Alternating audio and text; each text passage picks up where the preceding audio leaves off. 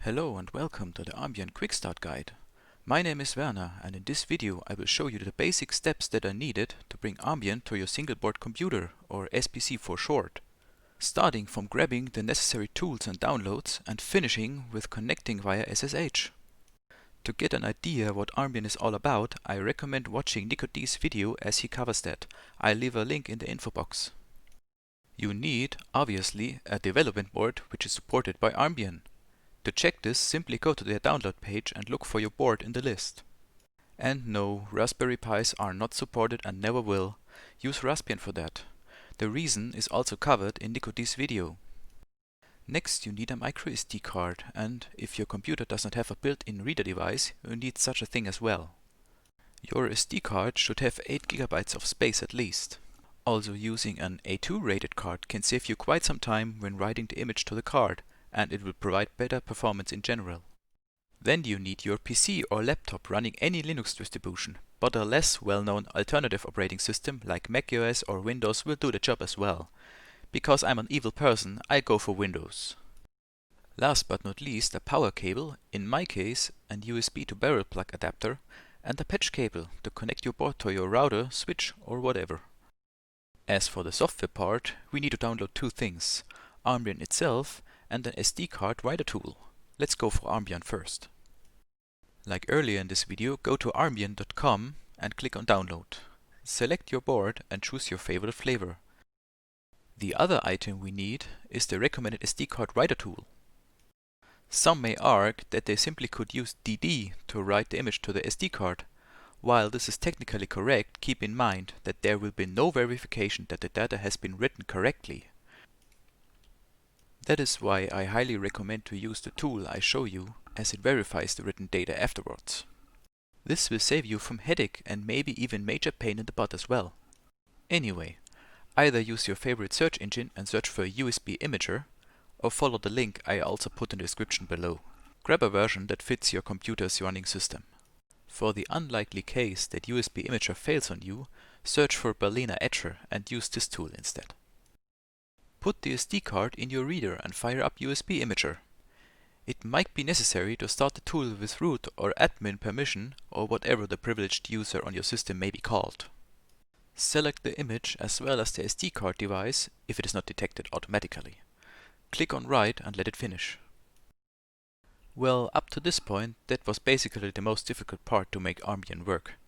Remove the SD card from your reader device and put it into your board. Then connect it to its rated input voltage. Just as a side note, keep in mind it is actually not recommended to power SBCs via micro USB, as this, depending on the load, can cause weird behavior due to voltage drops. You can find tons of information on that in the Armbian forums. I will leave you a link in the description below.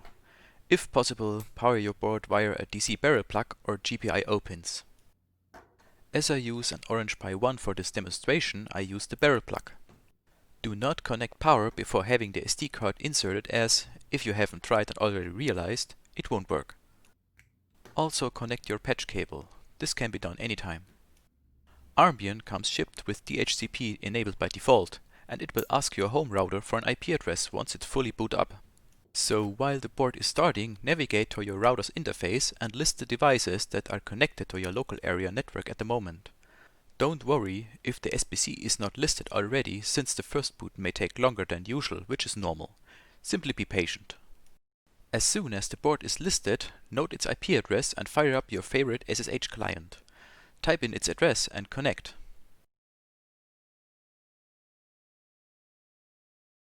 For login, use the username root and the password 1234. You now will be asked to change the default password. Choose something strong. That was pretty much it. Easy, right? You now can start to customize your system or do whatever you plan to do with it. But before ending this video, I would like to mention two things that might become important while using your board. The first and more important thing is the Armbian monitor tool.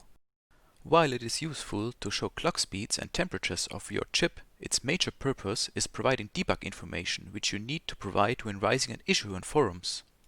When used with the parameter -u, It will collect various information about the board like boot logs, installed system packages versions, and more to upload them to a paste service.